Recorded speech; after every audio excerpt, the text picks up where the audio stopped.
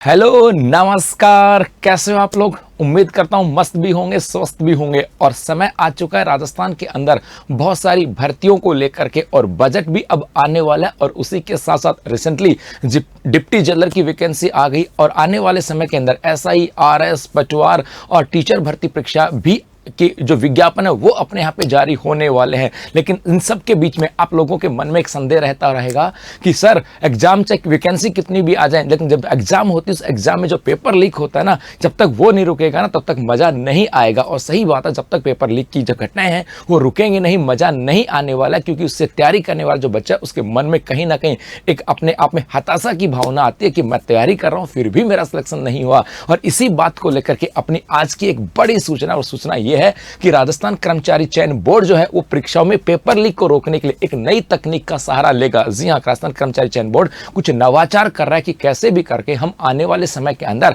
जो राजस्थान में वैकेंसी आ रही हैं उनके जो एग्जाम होने वाले हैं उनके अंदर पेपर लीक की घटना को रोका जाए। और इसी के लिए कहा कि कंप्यूटर स्क्रीन पर आएगा पेपर। जी हां, अब आने वाले समय के अंदर आपके पास जो पेपर आएगा वो आपके कंप्यूटर स्क्रीन के ऊपर आएगा, और हो सकता है 30 अगस्त की परीक्षा से होगी इसकी शुरुआत। क्या कहा, सुनना बात को। बोर्ड ने कहा, राजस्थान कर्मचारी चयन बोर्ड कह रहा है कि बोर्ड की भर्तियों में अब पेपर हार्ड कॉपी में न देकर कंप्यूटर स्क्रीन पे दिया जाएगा। अर्थात यानी जो परीक्षाएं वो सीबीटी मोड पर होंगी, अर्थात कंप्यूटर बेस्ड एग्जाम होने वाली हैं। और क्योंकि कंप्यूटर बेस्ड एग्जाम होंगी तो जैसे आप एग्जाम हॉल में बैठोगे और उसके बाद जैसे आप अपने कंप्यूटर को ऑन करोगे तभी आपके सामने पेपर आएगा। नहीं पहले क्या होता था, पहले पेपर छपता था, छपने के बाद वो अपने स्कूल सेंटरों के अंदर जाता था, और वहां पे सेंटर के अंदर तो छपाई से लेकर के सेंटर तक जाने तक पेपर लीक के जो माफिया वो उस पेपर लीक की घटना कर लेते थे। अब पेपर ना तो पेपर की छपाई होगी और ना ही वो आपके सेंटर तक जाएगा। अर्थात पेपर ऑफलाइन मोड में है ही नहीं, सीधा सीबीटी बेस होगा। और आप जब कंप्यूटर की स्क्रीन के ऊपर बैठोगे, अपने रोल नंबर या आपके जो भी कोड वगैरह होंगे वो डालोगे, उसी समय वो आपके सामने आएगा। मतलब टेक्नोलॉजी का यूज लिया जा रहा है राजस्थान कर्मचारी चयन बोर्ड के द्वारा। उन्होंने कहा कि हार्ड कॉपी न देकर के कंप्यूटर स्क्रीन के ऊपर आपको पेपर दिया जाएगा, लेकिन जवाब जो होंगे वो आपको ऑफलाइन ओएमआर सीट पर ही देना होगा। अर्थात पेपर आपके लिए पास ऑनलाइन होगा, आपके सामने कंप्यूटर होगा, उस कंप्यूटर की स्क्रीन के ऊपर आपके पास पेपर आने वाला है। लेकिन आपको जो उसका आंसर जो देना होगा वो ओएमआर सीट के ऊपर देना होगा, और वो होगा ऑफलाइन मोड। अर्थात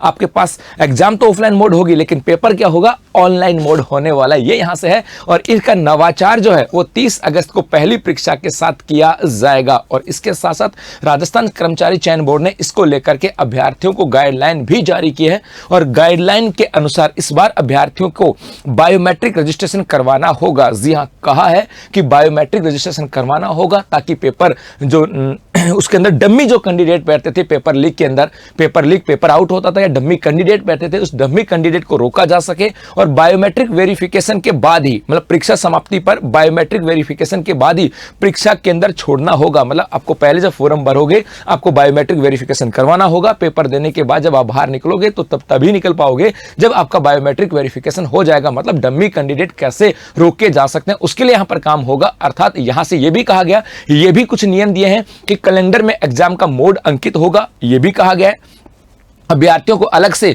प्रोविजनल ई प्रवेश पत्र जारी किए जाएंगे। इसके अलावा कहा अभ्यर्थियों को 2 घंटे पहले परीक्षा के अंदर पहुंचना होगा।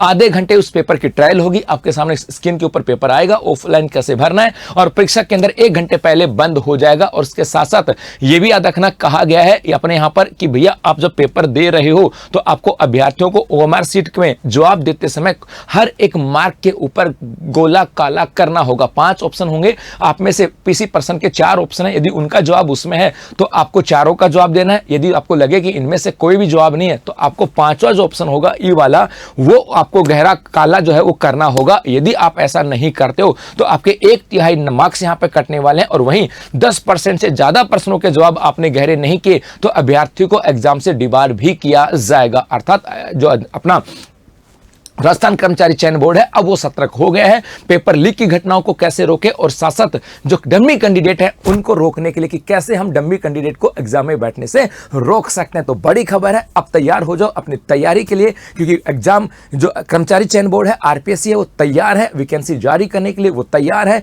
कैसे पेपर लीक को रोका जा सके, अब मुद्दा तुम्हारा है कि आप लोगों की तैयारी कैसी है। मुझे उम्मीद है कि इस बार 2024 में सिलेक्शन तो लेकर के रहोगे। थैंक यू, शुक्रिया।